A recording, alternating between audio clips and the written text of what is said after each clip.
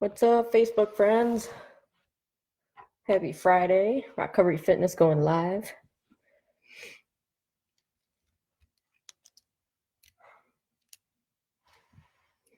Hope everyone had a good week, or at least had some good moments in your week.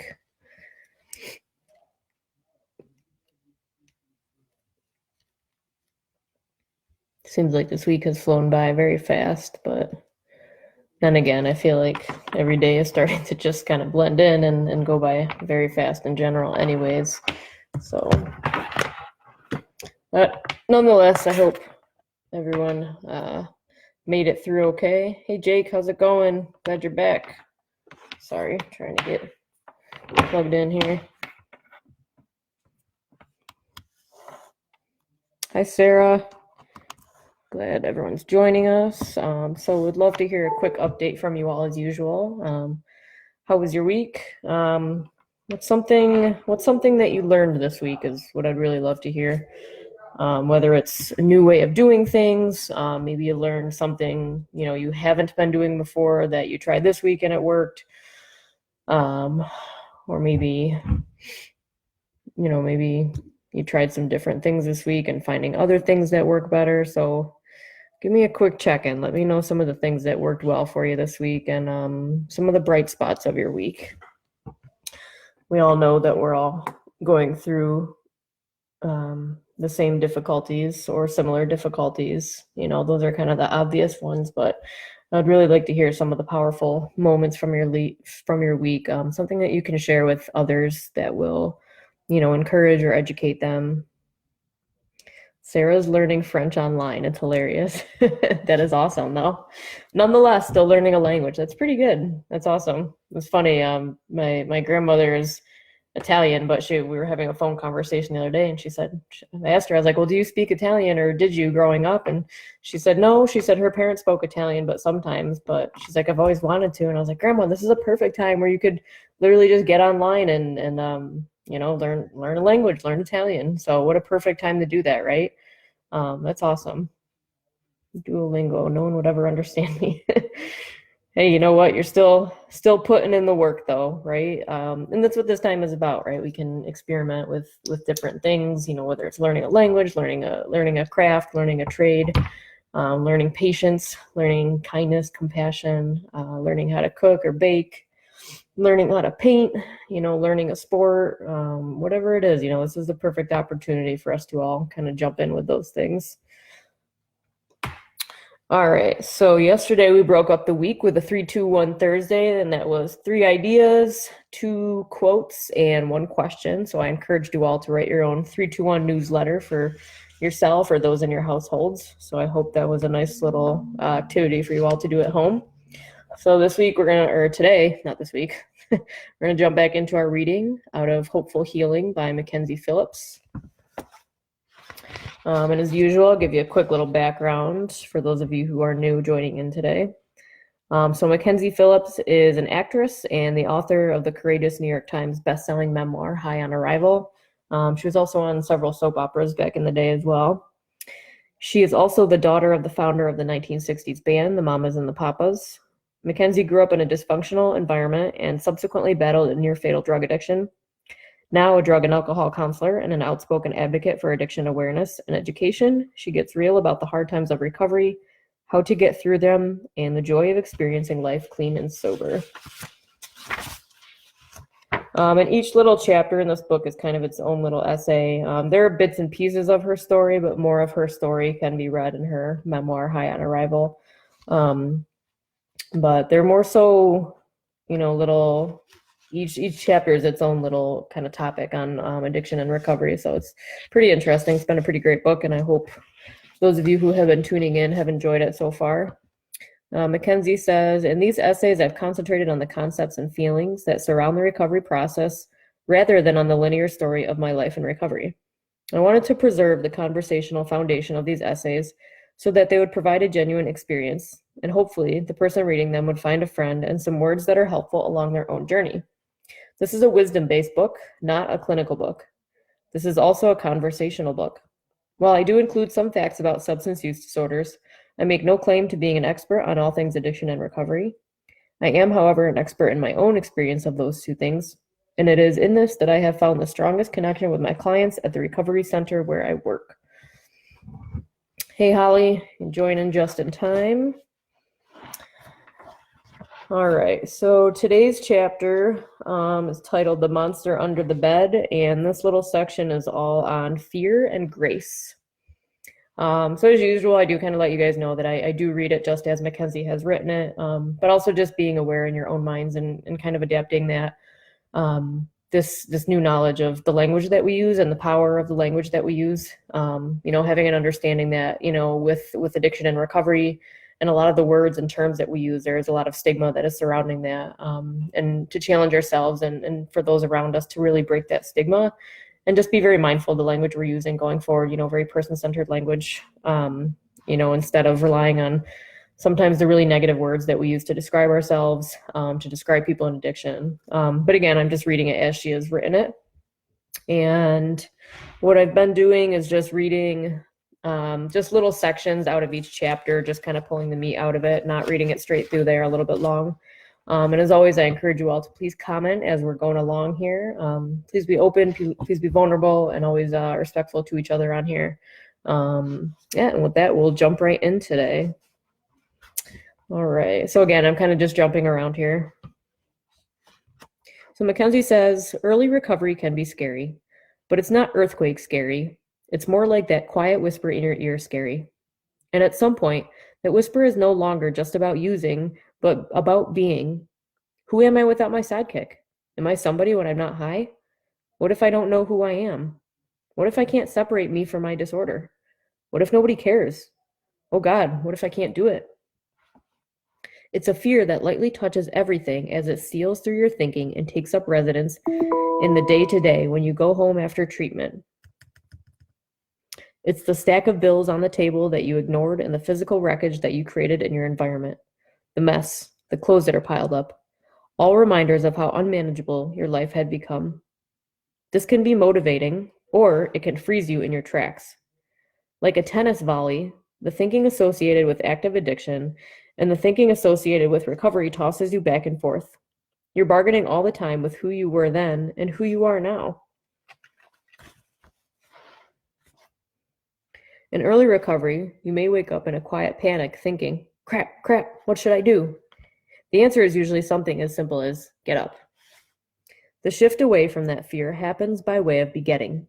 One positive action begets another, begets another, begets another. You let the basic things lessen the fear, routine, familiarity, and comfort. Make it super simple. Reduce everything down to the next indicated thing, which is something I love because it's something so foreign. When the alarm goes off, the next indicated thing is to start the day. Okay, what does start the day mean? You talk yourself through the things that are routine. I have to pee, so that's the next thing you should do. Then, okay, I've peed, what's next? Oh, I should probably wash my hands. That's a good thing to do. You walk past the unmade bed when you leave the bedroom, and the next indicated thing to do would be to tidy up the bed. This is where mindfulness comes back around. This is where mindfulness comes back around to be your best damn friend in the world. You begin to take care of the things that you used to neglect or ignore or pretend weren't happening.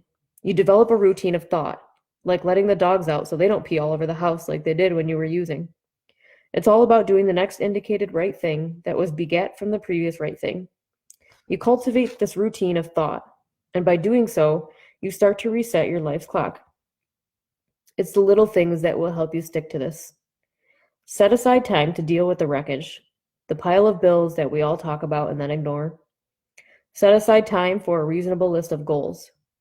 Today, I'm going to begin to tackle this, and I'm not going to let myself get all into the chaos of starting one thing and moving to another, and then ending up with a bigger mess than I had to begin with.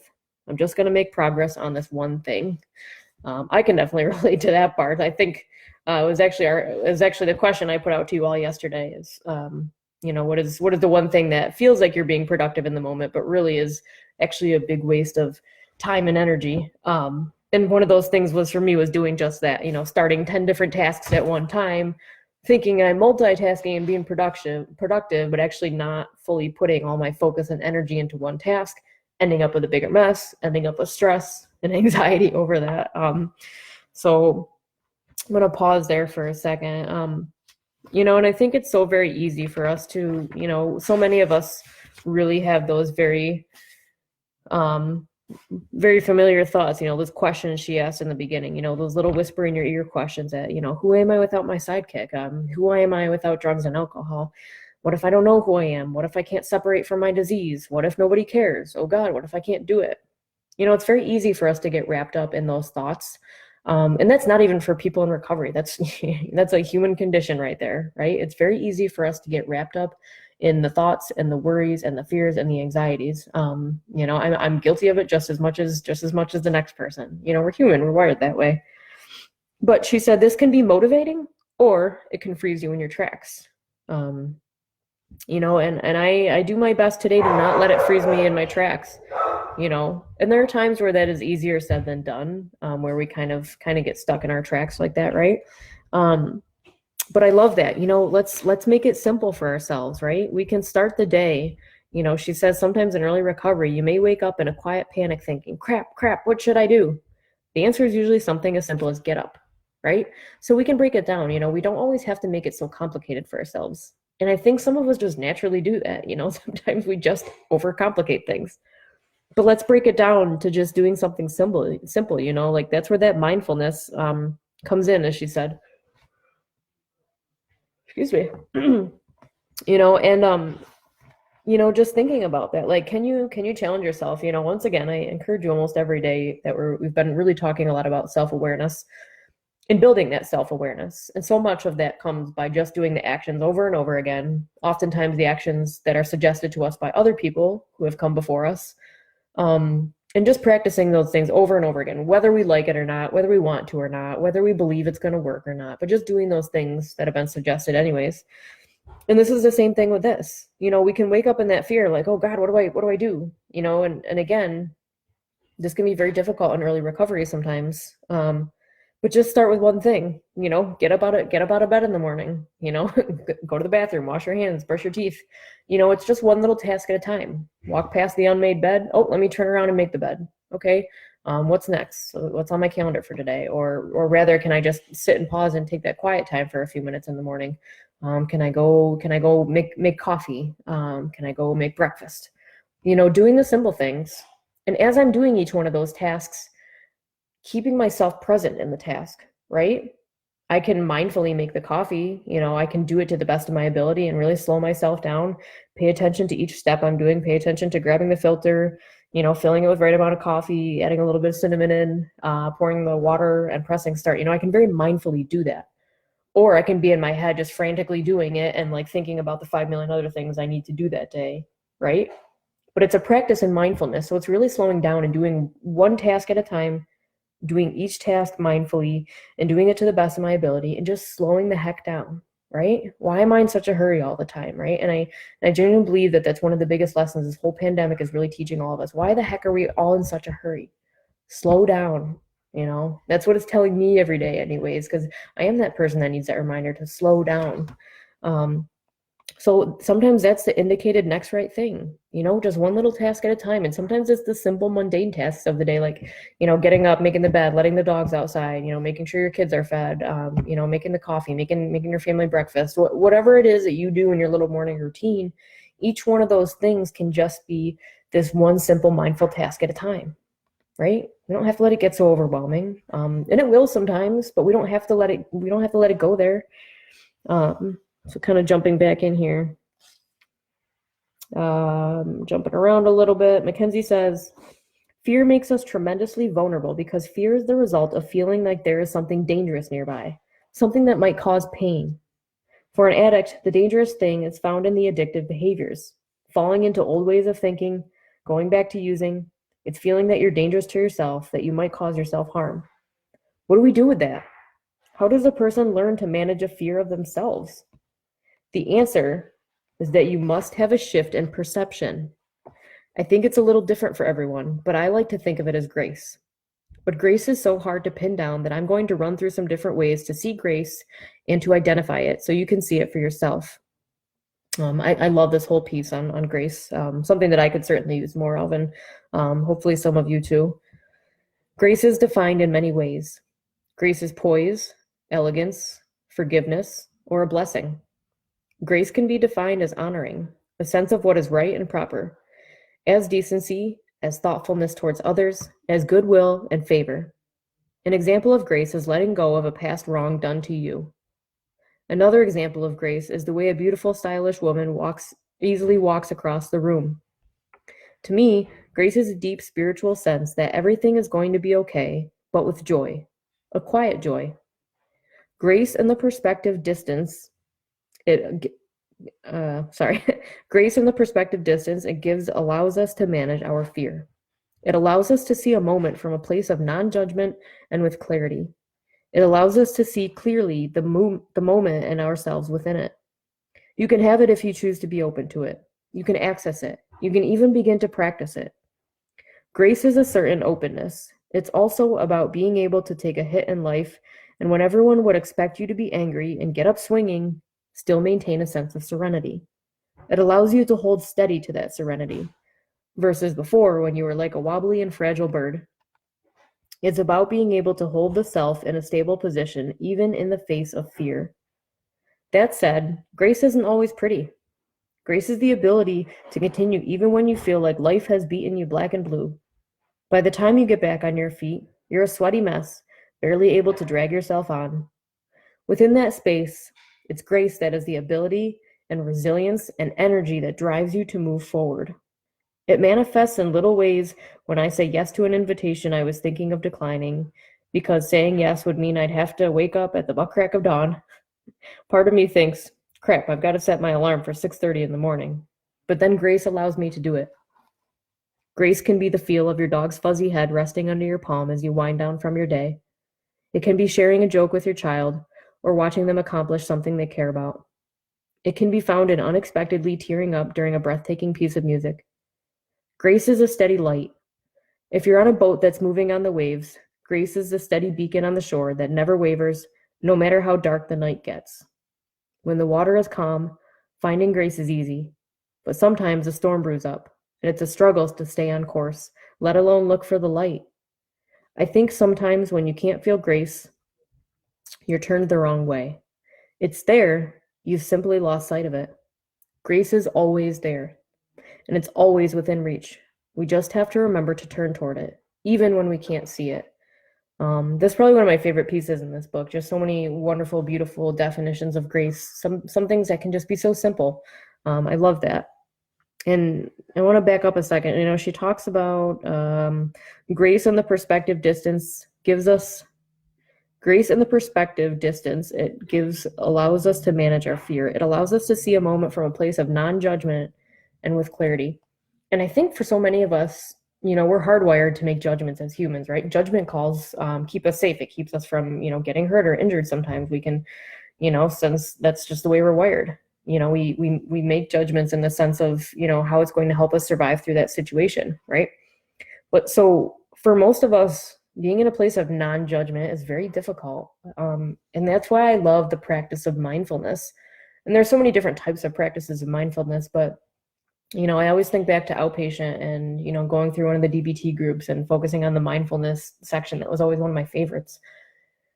And again, it can be something like, you know, backing up a few moments ago when I was talking about the process of making the coffee in the morning, right? I can do a task and I can pay attention.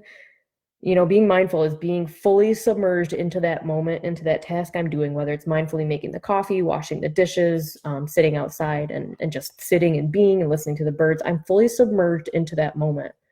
And when I'm doing a task, that's something I can also do mindfully, right? I can pay attention to every little task, every little direction that I know that I have to do to make the coffee. You know, I know how much water I have to pour in. I know how many scoops of coffee. I know how much cinnamon I like to add in there, right? So I can fully 100% pay attention to that task that I'm doing. And one of the best practices of non-judgment is to, you know, when we're in a situation, you know, whether it's doing a task or just mindfully like sitting outside and being in nature, I can practice to do that non-judgmentally. One of the challenging ones that I really love is, you know, doing certain meditations. If I'm just sitting outside and I'm listening to the birds, you know, I can kind of close my eyes and I can focus on all five senses. right? I can focus on a minute of what I'm hearing. I can focus on all the sights that I'm seeing that are, that are around me, if I'm sitting in the park or whatever. I can focus on, the smells or touch or the feel of the wind on my face, right? So I can very much focus on all these senses. But one of the extra skills and the practice and the challenge in that is doing it non-judgmentally, right? Not labeling things. So if I'm focusing on sound for that moment, and I'm just sitting quietly with my eyes closed and I can hear all the sounds around me, I pay attention to the sounds that are closest to me that I can hear, right up front, as even as simple as my breathing, or I can focus on, the furthest sounds away, whether it's traffic or birds or dogs barking in the background. But the challenge is paying attention to those sounds and just letting them be, like trying to not label them, not sitting there in my head going, okay, that's a dog barking, that's a bird chirping, oh, that's a cop car going by, I hear the siren. Just letting those sounds be and not labeling them. And I love that practice because it is a challenge. It's kind of fun too, but it's one of those challenges that helps me to really practice that non-judgmental mind state. So just something kind of cool to share there. I love this little line here. She says, "Grace is fear's balance. If fear is the dark unknown, then grace is the light that you move toward." And really just going back to that end there, I'm a very visual person, so I love all the different metaphors in here. If you're on a boat that's moving on the waves, grace is the steady beacon on the shore that never wavers, no matter how dark the night gets. And it's just a really good reminder that grace is always there, right? Sometimes we just get a little bit lost. Sometimes we get turned around, right? It's kind of like sometimes someone put you ever remember hitting the piñata as a kid, right? Someone puts the blindfold on you and you're already standing there with your bat or your broomstick or whatever. And so you get the blindfold on and someone's spinning you around a whole bunch of times, right? How disoriented do you feel? It's kind of like life sometimes, right? We all get disoriented. We all get turned around. We all get put in the wrong direction sometimes, but we can always come back. We can always remember to turn towards that light, even when we can't see it. And I find that when I can't see it, then that's when I need to reach out and talk to others. Normally, I really don't share much of her personal stories in here, just so that you guys can maybe get excited by this book and read her memoir. But this is actually one of my favorite moments that she does share in this. I think this is the right one. Yeah, this is actually one of my favorite moments of Mackenzie's story that she does share. So I'm going to read this one, kind of continue on. We still got some time here. Mackenzie says, "Grace has saved me more than once. It has been there every time I have overdosed. It has been there for every rock bottom. It has filled me with compassion when I thought I'd run dry. It has filled me with purpose when I thought I had none. Grace is fear's balance. If fear is the dark unknown, then grace is the light that you move toward.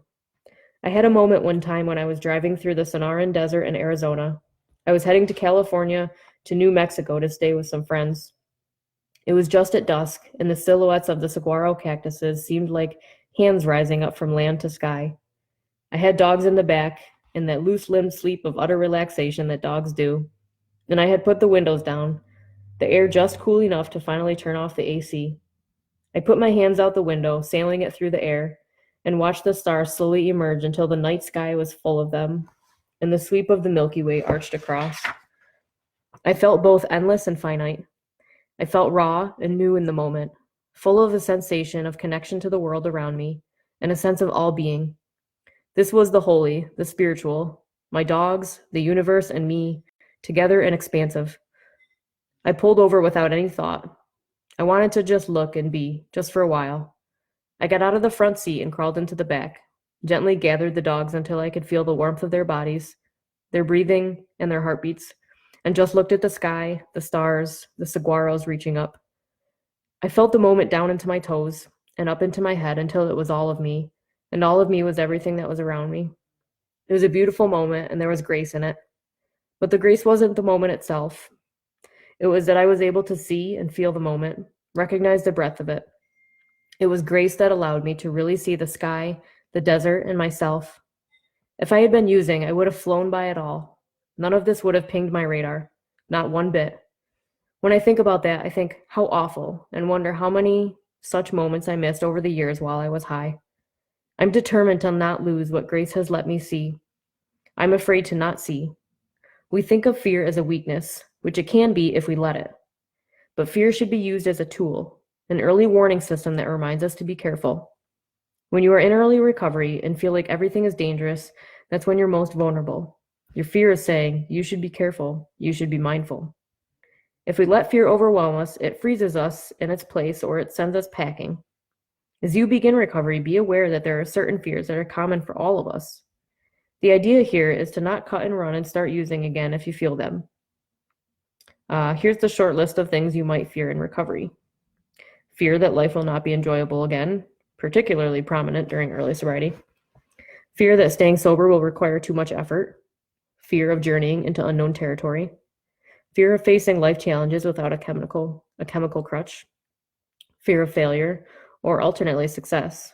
Fear of rejection. Fear of death. Fear of losing your identity. Fear of financial and career concerns. Mackenzie says, flip that. Own your recovery. I'm going to pause there for a second too. I just love that story. Again, like I shared, I'm a very visual person, so I can just kind of picture this beautiful night out in the desert and her driving and the cactuses coming up and the sun setting and all the stars coming out and her just crawling into the back of the truck and just laying with her dogs and just being present and just enjoying the beauty around her, but also being aware that that's what she's doing. Also having that awareness that if she was still in active addiction, she would have just flown right by. She said none of that would have pinged my radar. And that's one of the gifts that, I feel I've been given to in my own recovery, is to just slow down and just really look at the beauty around me, right? It's always there if I see it. That beacon is always there. I just have to turn towards it. So, just recognizing that, the fears that we have are normal, right? She just gave a whole list of a bunch of them that I'm sure so many of us who, have been in early recovery have felt before. Maybe we even still feel that way someday. I still get some of those that pop up. I still feel like I'm early on, so those fears are natural, right? But it's what we do with them. I don't have to let those run my life. When they come up, I can be aware of them. I can talk about them with somebody. I can get them out of my head. I can write them down. I can work my way through it, but I don't have to stay there and I don't have to let it paralyze me. So she always kind of leaves, the last two little sections of kind of like an action piece for people. So the one today is titled Finding Grace. So knowing when grace is in action can be hard. Harder still is to flip the switch that lets you see it. One of the things that really helps is to think about what you're grateful or thankful for. Make a list, find and acknowledge one beautiful thing that's happened in every day. These things don't have to be monumental. They can be full of the mundane day-to-day stuff. For instance, I'm really grateful for coffee. Everyone say amen to that one. You get what I'm saying. Actively looking for these kinds of things will open you up to the grace that surrounds you. There's beauty in the ordinary. And I'm not going to go into that. We've talked about gratitude so many times on here.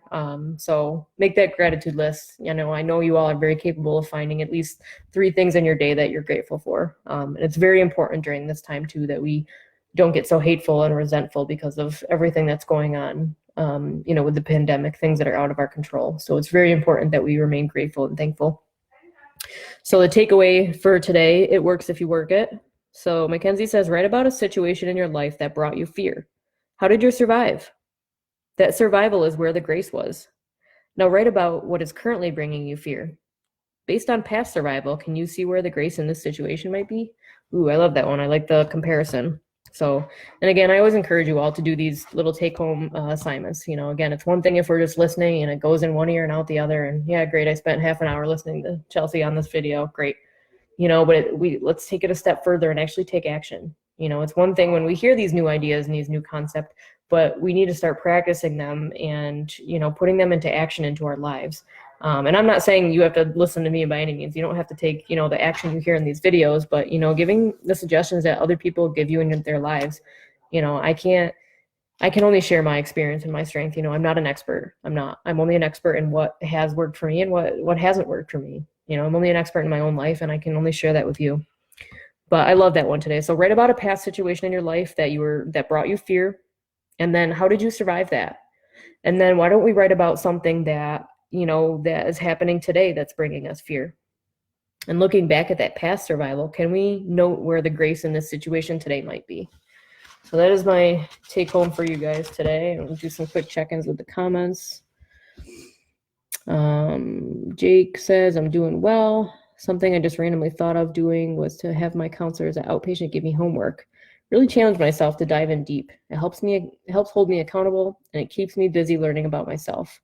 Learning and loving myself has been a focus of mine the last month, and it's truly been amazing. Jake, that is so awesome. I love to hear that. And that right there is taking action, right? Going out of your way to ask your outpatient counselors to give you homework.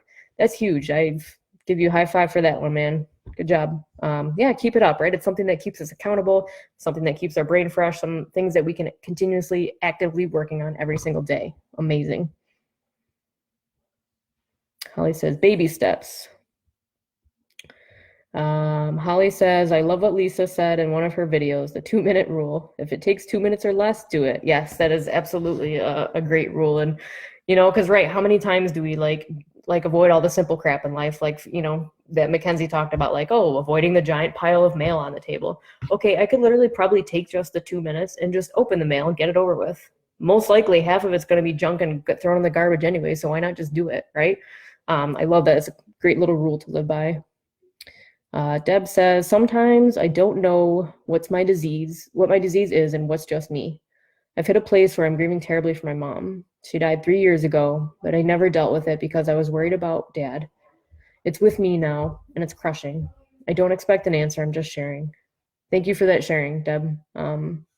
Yeah, that's a really difficult situation to be in. It's especially when we realize we necessarily haven't, grieved or really fully dealt through a situation. Sometimes we just, we all grieve in different ways, right? Sometimes that grieving takes place of like worrying about everyone else around us. So that's a really hard spot to be in. And, I just, I'm praying for you and I'm thinking of you, Deb. And, I'm hoping that you're able to work through some of that stuff. It's important that we grieve for our loss too, and not just worrying about everybody else. So thank you for sharing that, and your vulnerability. Elizabeth is on here. Thanks for the reading. Thank you for all of this. Awesome. Jake is sharing. Deb, that really shows your strength, being vulnerable and sharing that. Grief can be a very confusing time. With grief, I've come to realize for me that the sadness doesn't ever fully go away, but it gets easier for me as I talk about it and just connecting with people. It's not easy to face by any means, but if I don't personally face it, it leaks into the other areas of my life and I become a big mess of a person. And it's easy to see when I'm not in my emotions, but it really goes to show the power our emotions can have over us. But again, I think that takes real strength and courage for speaking up. Awesome. If you ever need anyone to talk to, feel free to reach out. Awesome. And this is what I love about the comments. I really just love everyone, you all just connecting with each other and just reaching out. And Jake's right. This openness and this vulnerability, I'm kind of running over here, but that's where we really start to grow, right? We grow through the uncomfortableness of it all, the uncomfortableness of the fears and early recovery. And, even people who aren't in recovery, like every one of us has our struggles, but when we open up and we get vulnerable and we get honest and we start connecting with each other, that's where that magic happens. That's where that connection truly happens. And we can begin the healing process. So I thank all of you so much for just really opening up on here. Amazing. I just lost my food income and I'm terrified, to be honest. There isn't a lot left. Trying to research some temporary solutions, but permanent, I can't work out. Food insecurity is real. Yeah. And again, everyone's got all their stuff they're going through right now, right? This looks different for each and every one of us. This is affecting each and every one of us in a different light. And sometimes it hits at different times and sometimes it hits over and over and over again. And I feel for you all right now. I feel for everybody right now every single one of us humans right now is affected by this in some way. And I feel for you. And, sometimes we can just offer our love and support for one another and, offer the virtual hugs and just let you know that you're not alone, and to hang on to that hope and to just trust. If you are needing our peer services, even just someone to talk to right now, maybe you're just struggling and maybe you just need to talk through, or maybe you need to get hooked up with some resources. Please get a hold of us at Recovery. We have our peer services that we are still providing. You can email us. You can Facebook message us. Our phone number, all this information is in the above description to this video right now. So it's 585-622-4975. So that's our peer hotline. So please feel free to call and we'll get you connected and help any way we can. And, if we can't help in the specific way that you need, we'll try to link you with somebody who can. So we're doing our best to just stay connected and to just be there for you all. I also encourage you to check out our other Facebook Live videos that we've been doing. There's some really great content on here. Yana's usually on almost every night, just sharing some really wonderful words. We've got at-home workouts for you. We've got meditations. We've got other book discussions. John's on every single morning to start your day off with some also words of encouragement. We've got some fun stuff coming up for you on Facebook Live this weekend. So please, if you have not seen our virtual schedule, just go back to our Recovery Fitness Facebook page, and it's pinned right at the top. So you can see all the videos that we have going on every single day and on the weekends. So I really encourage you all to stay connected, continue to show up, continue to be vulnerable. That's so amazing. I'm just so amazed that you all are just opening and sharing all of this stuff. And that's hard. That's really freaking hard, But again, this is where we connect, and this is where we begin healing. So thank you all for showing up today. Thank you all for just, being there for each other, and even just reaching out and, sometimes just affirming like, hey, that's some really hard stuff you just shared, but thank you for sharing it. That must have been really hard to get off your chest. But thank you for sharing it. Right. So sometimes we can just be there to, reaffirm and just reflect for others, so I encourage you all to take that wonderful, those wonderful hearts that you have and spread that joy to others, connect with each other. So, anyways, with that, I'm rambling on here. So I hope you all have a wonderful weekend. I will check back in with you on, what is today? Today's Friday. I'll check back in with you on Monday. But again, please don't hesitate to reach out or call the peer services number. We're here for you all. So have a wonderful weekend. Take care, guys. And we'll talk to you Monday. Bye.